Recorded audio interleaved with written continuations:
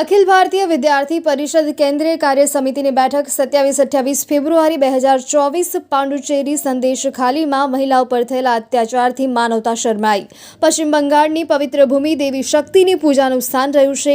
કમનસીબે પશ્ચિમ બંગાળના સંદેશ ખાલીમાં હાલમાં મુખ્યમંત્રી મમતા બેનર્જીની સંકુચિત વોટ બેંકની રાજનીતિને કારણે મહિલાઓની ઓળખ સાથે રમતા બળો ચરમસીમાએ છે। માનવતાને શરમાવે તેવી છે।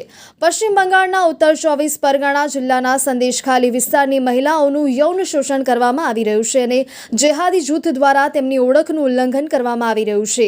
મોટાભાગની પીડિત મહિલાઓ અત્યંત પછાત અને અનુસૂચિત વર્ગની છે। જેહાદીઓ દ્વારા થતી હેરાનગતિથી કંટાળીને ઘણા પરિવારોને સંદેશખાલીમાંથી ભાગી જવાની ફરજ પડી છે। 10 ફેબ્રુઆરીના રોજ પશ્ચિમ બંગાળના માન્ય રાજ્યપાલ શ્રી આનંદ બોઝની સંદેશખાલીની મુલાકાતને કારણે સામાન્ય લોકો સમક્ષ આ વિકરાળ શોષણનું સત્ય પ્રકાશમાં આવ્યું છે, જે શરમજનક બાબત છે।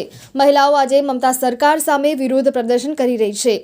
એબીવીપીની સેન્ટ્રલ વર્કિંગ કમિટી ભારતના માન્ય રાષ્ટ્રપતિ પાસે પશ્ચિમ બંગાળમાં મમતા બેનર્જીના નેતૃત્વમાં ચાલી રહેલી સત્તા પ્રાયોજિત અને સત્તા સમર્થિત હિંસા અને મહિલાઓની સામૂહિક ઓળખના ઉલ્લંઘનને તાત્કાલિક રોકવા અને પીડિતોને તાત્કાલિક રાહત આપવાની માંગ કરે છે।